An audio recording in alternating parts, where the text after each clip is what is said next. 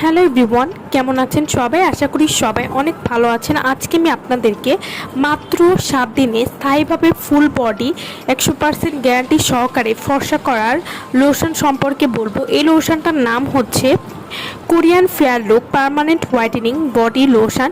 Korean fair look permanent whitening body lotion কী ধরনের কাজ করে এবং এই লোশনটি কিভাবে ব্যবহার করবেন সে সম্পর্কে আজকে আমি আপনাদেরকে বলবো।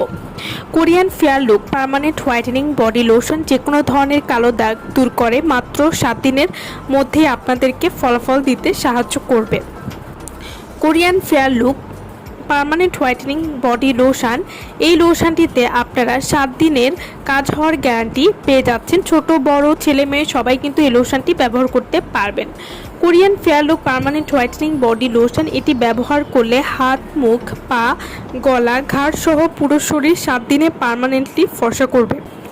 যে কোনো কালো দাগ দূর করে এই লোশনটি প্রথমবার ব্যবহার করলেই আপনি বুঝতে পারবেন যে আপনার ত্বক আগের থেকে কতটা পরিমাণ ফর্সা হয়েছে, যা কোনো ক্ষতি ছাড়াই আপনার ত্বককে 4 থেকে 5% পরিমাণ ফর্সা করবে। Korean fair look body lotion এটি স্থায়ীভাবে মুখ ও ফুল বডি ফর্সা করবে, যে কোনো ধরনের কালো দাগ দূর করবে। যাদের ঘাড়ের কালো দাগ বা বকলে কালো দাগ রয়েছে সেটি কিন্তু দূর করতে সাহায্য করবে। এছাড়াও ত্বকের যে কোনো কালো দাগ দূর করবে। Korean fair look permanent whitening body lotion এটি নিয়মিত ব্যবহার করার কারণে বয়সের ছাপ কমাবে, ত্বককে টান টান করবে, ত্বককে উজ্জ্বল এবং নরম করতে সাহায্য করবে। এই লোশনটি যদি আপনারা ব্যবহার করেন তাহলে যে কোনো ধরনের দাগ এবং কালো তিলও চলে যাবে। এই লোশনটি 10 বছরের উপরে সবাই ব্যবহার করতে পারবেন, ছেলে মেয়ে ছোট বড় সবাই কিন্তু এই লোশনটি ব্যবহার করতে পারবেন এবং এই লোশনটিতে কোনো ক্ষতি নেই।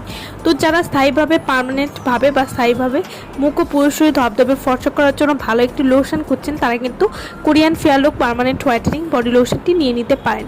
আমার ভিডিওটা ভালো লাগলে অবশ্যই লাইক করবেন। আমার চ্যানেলটি যারা এখনও সাবস্ক্রাইব করেননি তারা অবশ্যই আমার চ্যানেলটি সাবস্ক্রাইব করবেন। সো ভালো থাকবেন সবাই। ভিডিওটা সম্পূর্ণ দেখার জন্য সকলকে অসংখ্য ধন্যবাদ।